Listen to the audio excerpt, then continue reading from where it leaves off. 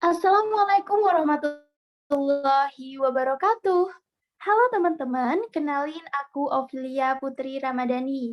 Di video kali ini, aku akan jelasin ke kamu tentang asam dan basa lanjutan. Setelah beberapa minggu yang lalu, aku udah jelasin ke kamu tentang teori asam basa dan juga sejarahnya. Sekarang aku mau jelasin materi tentang asam basa lanjutan, yaitu tentang kekuatan asam dan basa larutan garam. Sebenarnya, di video kali ini aku akan jelasin ke kamu tentang beberapa hal. Nah, tapi simak video berikut ini. Nah, teman-teman, mungkin teman-teman yang jurusan kimia atau teman-teman yang masih SMA tapi jurusannya IPA, tahu kan yang dimaksud dengan senyawa? Dan mungkin teman-teman juga udah nggak asing nih dengan namanya senyawa.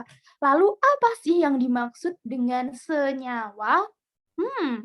Coba deh teman pikir, apa sih senyawa itu? Kita sering mendengar, tapi apa yang dimaksud dengan senyawa itu?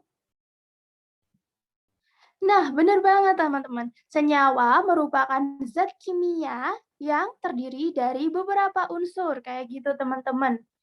Nah, kalau udah tahu pengertian senyawa, kita harus tahu nih karakteristik dari senyawa itu sendiri. Nah, jadi simak video berikut ini. Oke, teman-teman. Karakteristik senyawa yang pertama dapat memiliki sifat asam basa atau netral saat dilarutkan dengan air, kayak gitu, teman-teman. Terus, kedua, kekuatan asam basa dapat diukur berdasarkan kemampuan mendonorkan elektron serta faktor yang lain yaitu pelarut, suhu, serta struktur molekulnya. Nah, kalau tadi kita udah bahas tentang pengertian senyawa dan juga karakteristiknya, gimana teman-teman? Udah sedikit paham, udah sedikit mengerti tentang hal tersebut? Nah, semoga teman-teman paham karena habis ini kita bakal bahas jenis-jenis dari senyawa itu sendiri. Nah, sebenarnya banyak banget jenis-jenis senyawa. Nah, dan yang akan aku bahas kali ini ada beberapa. Yang pertama adalah non-metal hibrida. Seperti namanya sendiri, non-metal artinya non-logam, dan juga hibrida, jadi non-logam hibrida. Jadi teman-teman, seperti yang ada di tulisan ya, senyawa ini tersusun dari atom H atau hidrogen dan juga unsur non-logam. Sedangkan faktor yang menentukan H+ mudah dilepaskan adalah elektronegativitas di non-logam pusat serta kekuatan ikatan EH. Untuk kekuatan ikatan EH ini semakin ke bawah, maka panjangnya semakin panjang sehingga memudahkan H+ lepas. Untuk elektronegativitas di non-logam pusat ini,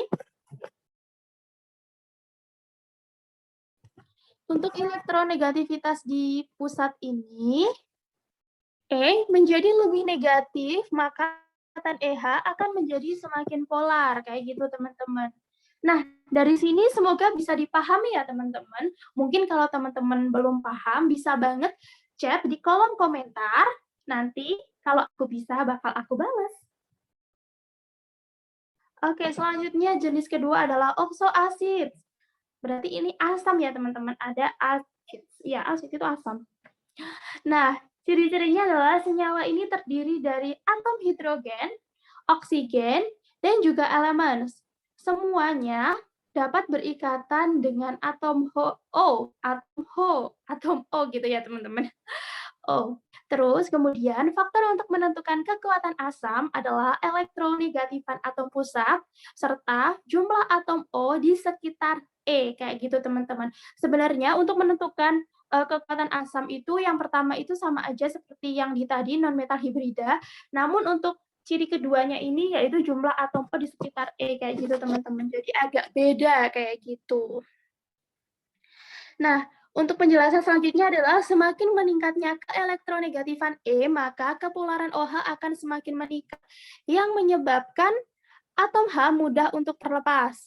Sedangkan untuk jumlah atom O di sekitar E, semakin banyak atom O, maka pergeseran kerapatan elektron akan semakin besar dan ion H+ akan lebih mudah dilepaskan.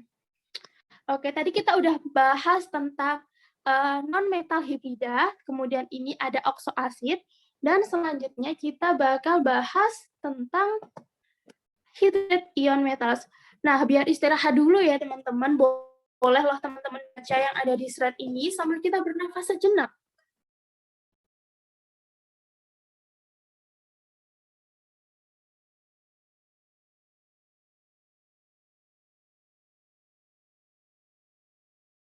Nah, kalau udah hydrated ion metals. Nah, beberapa logam dapat terhidrasi dan sifatnya asam karena ion logam dapat mentransferkan ion H+ ke air atau H2O. Jadi, misalnya ini pada M, NO3 ditambah H2O menghasilkan MH2O dan juga NO3-. Itu berdasarkan teori Bronsted-Lowry kayak gitu ya, teman-teman. Nah, habis ini kita akan bahas yang lain. Jadi, teman-teman tetap simak video berikut ini.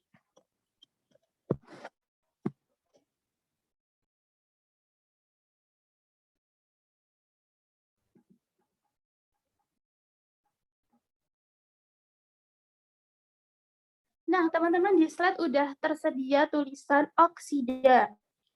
Pengertian dari oksida adalah senyawa kimia yang mengandung setidaknya satu atom oksigen dan unsur yang lain. Oksida, mungkin teman-teman pengen baca lagi, boleh banget, silahkan dibaca teman-teman, dipahami dulu maknanya. Oke, kalau udah paham, kita move ke slide berikutnya.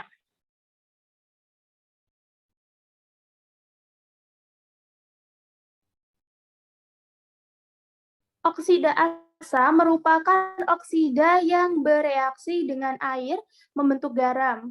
Sedangkan oksidasi non-logam mempunyai bilox tinggi, misalnya SO3, sedangkan non-logam oksida yang memiliki bilox kecil menyebabkan kekuatan asam lemah, contohnya CO dan NO.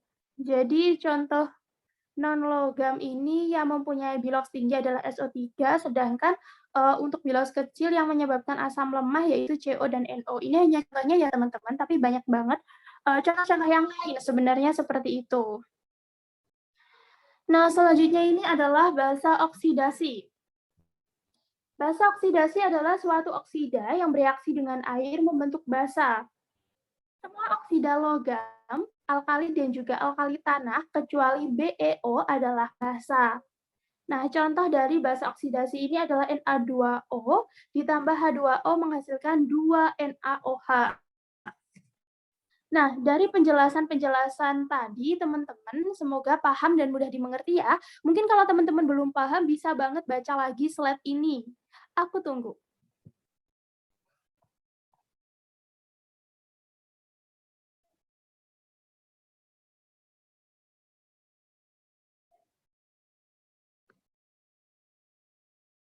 Nah, kalau teman-teman udah paham, kita bisa masuk ke slide berikutnya. Ini ada amfoter oksidasi. Larutan amfoter bisa menjadi asam dan juga basa. Contohnya ada beryllium oxide dan juga logam metalik oxide atau Al2O3. Reaksi asam dan basa oksida. Reaksi antara asam oksida dan juga basa, dan reaksi antara basa oksida dan asam menyerupai reaksi antara asam dan basa pada umumnya. Jadi, entah itu reaksi asam dan basa oksida atau reaksi asam dan basa pada umumnya, itu tetap aja ya teman-teman, itu sama aja konsepnya karena menghasilkan produk berupa garam dan juga air.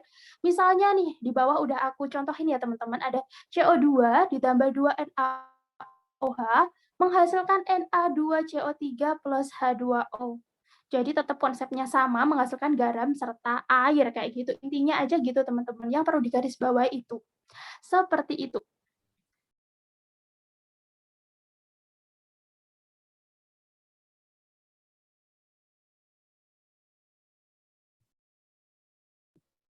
Oke teman-teman. Kalau tadi teman-teman udah belajar tentang reaksi asam basa oksida, teman-teman sering nggak sih mendengar yang namanya larutan penyangga atau biasa disebut dengan buffer?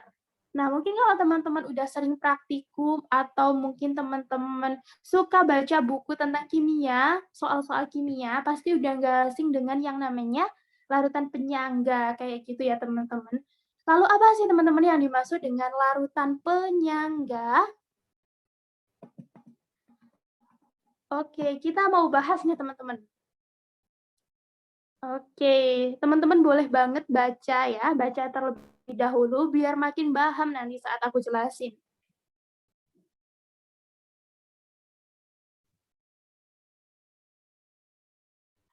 Teman, larutan penyangga adalah larutan yang dapat mempertahankan pH dengan adanya penambahan sedikit asam kuat dan juga basa kuat. Nah, teman-teman, jadi fungsinya buffer atau larutan penyangga ini untuk mempertahankan pH, kayak gitu ya, teman-teman. Nah, pH itu apa sih? pH itu yang mana? pH itu nanti itu ada yang basa. Basa itu pH-nya ada di 1 sampai 6, kemudian 7 itu netral, kemudian di atasnya itu adalah basa, kayak gitu ya, teman-teman. Nah, umumnya larutan penyangga itu terdiri dari asam basa lemah dan juga konjugat atau garam. Nah, untuk larutan penyangga asam, itu biasanya reaksinya itu asam lemah plus basa konjugasi. Bisa dilihat contohnya ada di bawah ini, ada CH3COOH ditambah dengan H2O atau air menghasilkan H3O+ serta CH3CCO-min. CCO-min bukan CH3COO-min. Jadi CH3COOH ini merupakan asam lemah ya teman-teman. Kayak gitu. Nah, selanjutnya untuk larutan basa itu terdiri dari basa lemah plus asam konjugasi. Jadi, NH3, contohnya ini adalah NH3 ditambah H2O menghasilkan OH- dan juga NH4+.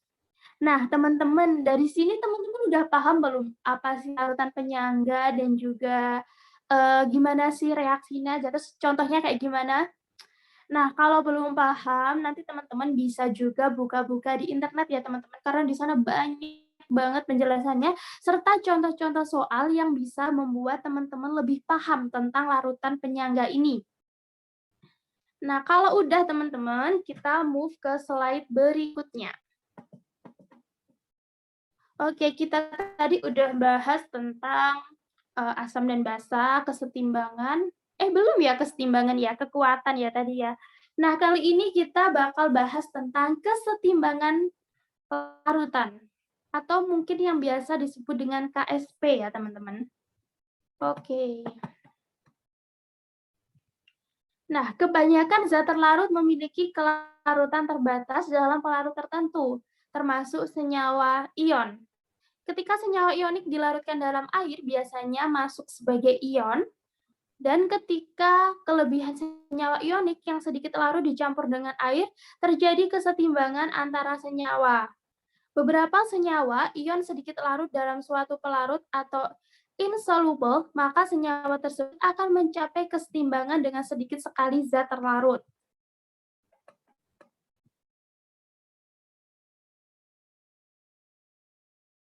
Nah, teman-teman biasanya kalau teman-teman sering mengerjakan soal kimia, teman-teman pasti sering banget menjumpai dengan yang namanya KSP.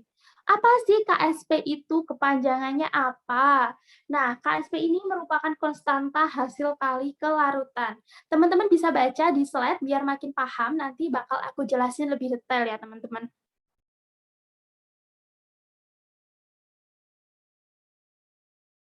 Nah, teman-teman, KSP merupakan hasil kali kelarutan atau konstanta hasil kelarutan, merupakan hasil kali konsentrasi molar ion-ion dalam larutan jenuh dipangkatkan ke pangkat yang sesuai. Nah, secara umum nih ya, secara umum teman-teman, pengertiannya itu konstanta keseimbangan itu digunakan untuk keseimbangan kelarutan senyawa ionik yang jumlahnya sedikit kayak gitu. Faktor yang mempengaruhi nilai KSP itu suhu ya teman-teman. suhunya itu sangat mempengaruhi, nilai dari KSP, jadi bukan konsentrasi ion individu, kayak gitu. Mhm.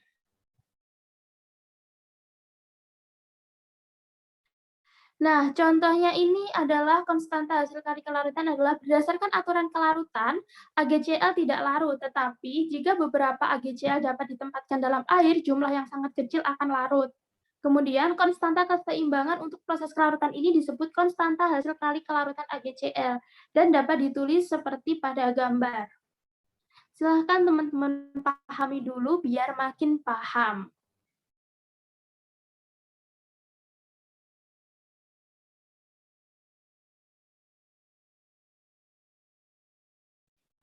Oke, kalau udah paham kita move ya teman-teman. Terus contoh yang kedua ini adalah perakarbonat atau AgCO2 adalah garam yang sedikit larut. Kesetimbangan dalam airnya adalah seperti pada gambar. Atau mungkin teman-teman kurang jelas gambarnya, aku besarin. Oke, kalau kurang jelas aku besarin ini, ada reaksinya seperti ini, dan ekspresi untuk konstanta kesetimbangan atau KSP-nya adalah seperti ini. Sedangkan kalium fosfat atau Ca2POD adalah garam lain yang sedikit larut. Seperti reaksinya pada gambar kayak gitu, teman-teman.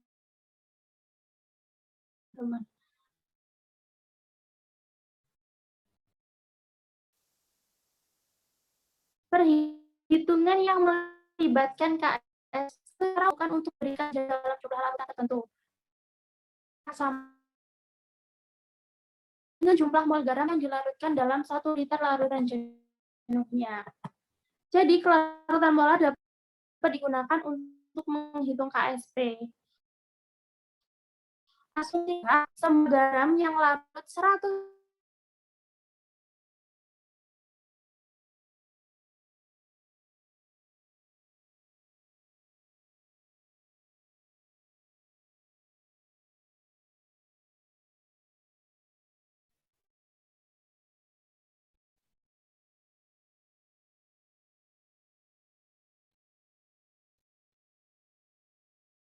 Nah, kita ulangi lagi ya teman-teman, tadi ada gangguan sinyal.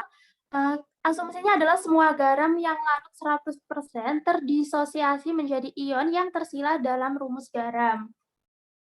Nah, kalau tadi mungkin teman-teman bingung ya, ada beberapa contoh, tapi gimana sih cara kerjanya kok bisa menghasilkan seperti itu? Ini aku ada contoh soal. Nah, oke aku kecilin dulu ya teman-teman, sedikit. Nah, biar makin jelas. Nah, contohnya adalah larutan jenuh basa LOH3 mempunyai pH 10. Yang ditanyakan, berapakah nilai KSP basa itu? Nah, karena yang diketahui ini adalah pH, teman-teman bisa ditulis diketahuinya pH-nya 10, POH-nya adalah 14-10. Tahu kan teman-teman asalnya 14 dari mana? Nah, 14 ini adalah maksimal pH ya teman-teman, dikurangi 10, pH yang diketahui jadi 4. Kemudian, untuk menentukan nilainya OH, kita harus mengalihkan pangkatnya dari POH ini. Jadi 1 kali 10 pangkat min 4. Kemudian kita tulis reaksinya. Kalau udah teman-teman, kita tinggal ngitung nih KSP-nya. Oke, seperti yang digambar ya teman-teman. Mungkin teman-teman kurang paham? Nah, semoga teman-teman paham ya. Jadi, L3 ini S, ini kan udah ya S, terus ini ada variabelnya ada 3, kemudian OH-nya ini 3, ya udah 3S pangkat 3. Tinggal dikaliin aja teman-teman. 3 pangkat 3, 27, S pangkat 3 tambah S pangkat 1, S pangkat 4, 27 kali 1 kali 10 pangkat min 4 yang udah diketahui tadi, kali pangkat 4 ya. Dipangkatkan 4 sama dengan 27, 10 pangkat min 16, ya 2,7 kali 10 pangkat min 35. Jadi kalau teman-teman bingung tadi yang waktu di awal contohnya terus menghasilkan nilai seperti itu, teman-teman bisa lihat contoh ini atau mungkin teman-teman kalau kurang paham, bisa banget cari di internet pembahasan dan juga soal-soalnya itu jelas-jelas dan juga banyak banget teman-teman. Jadi teman-teman nggak usah bingung kayak gitu ya. Oke, yang terakhir ini aku bakal bahas tentang ion kompleks. Oke, teman-teman, apa sih yang dimaksud ion kompleks itu, teman-teman? Tadi kan kita udah bahas tentang senyawa, kemudian kita bahas tentang ion kompleks. Nah, ion kompleks ini merupakan ion sederhana yang terdiri dari satu atau beberapa atom yang terikat seperti Na+ atau CH3COO-, kayak gitu ya. Ion kompleks terdiri dari ion logam pusat yang terikat secara kovalen dengan dua atau lebih anion atau molekul yang disebut dengan ligan. Beberapa contoh ligan ionik adalah ion hidroksida, klorida, dan juga sianida, sedangkan beberapa ligan molekuler adalah air, karbon monoksida, dan juga amonia atau NH3. Nah, contoh dari ion kompleks nih teman-teman. Misalnya ion kompleks CrNH3+, seperti beda gambar ya teman-teman. Pusat Cr3+ dikelilingi oleh 6 ligan NH, memberikan muatan 13 secara keseluruhan. Jadi di sini fokusnya itu pada kesetimbangan ion terhidrasi dengan ligan selain air kayak gitu teman-teman. Nanti kalau teman-teman juga pengen tahu contoh ion kompleks, teman-teman bisa buka juga Google ataupun mungkin teman-teman punya buku yang menjelaskan tentang ion kompleks, teman-teman bisa baca karena di sana banyak banget hal-hal yang baru yang perlu teman-teman ketahui biar makin paham tentang ion kompleks kayak gitu teman-teman. Nah, teman-teman, tadi kita udah bahas tentang asam dan basa lanjutan, tentang kekuatan asam basa, terhidrasi, kemudian KSP juga, kesetimbangan, oksida, jenis-jenis nyawa, kayak gitu ya teman-teman. Terus yang terakhir tadi, kita juga udah bahas tentang ion kompleks. Nah, teman-teman, semoga apa yang aku sampaikan tadi dan juga teman-teman yang mendengarkan tadi, semoga ilmunya bermanfaat dan juga bisa menambah wawasan teman-teman semua. Dan kalau teman-teman belum paham, bisa banget chat di via komentar, nanti kalau aku bisa bakal aku balas ya teman-teman. Nah, kalau teman-teman mungkin perlu ilmu yang baru atau semakin mendalam tentang asam dan basa lanjutan ini, teman-teman bisa searching di Google ataupun YouTube karena di sana banyak banget yang membahas tentang hal itu. Semoga teman-teman dimanapun berada selalu bahagia dan juga dalam lindungan Allah. Terima kasih sudah menonton video ini. Aku pamit. Wassalamualaikum warahmatullahi wabarakatuh. See you.